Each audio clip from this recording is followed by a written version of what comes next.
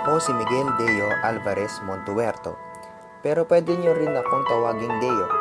18 years old, communication arts student po, scholar. Sa Lingawi dance troupe member din. Madalas, sinasabi sa akin na masiyahin at maliksi. Magaling din daw ako sumayaw, pero mahilig lang talaga ako sa sayaw. Ang buhay nga daw, parang gulong. Minsan, nasa taas ka. Minsan, nasa baba. Nasa taas ako ngayon at nilalasap ang bawat minuto ko rito. Sundan natin ang kwento ni Deo tungkol sa kasalukuyan, sa kanyang paghihirap at paano niya nilagpasan ang mga ito. Isang kwento ng katatagan at hilig sa ginagawa. Inspirasyon si Deo sa ating lahat.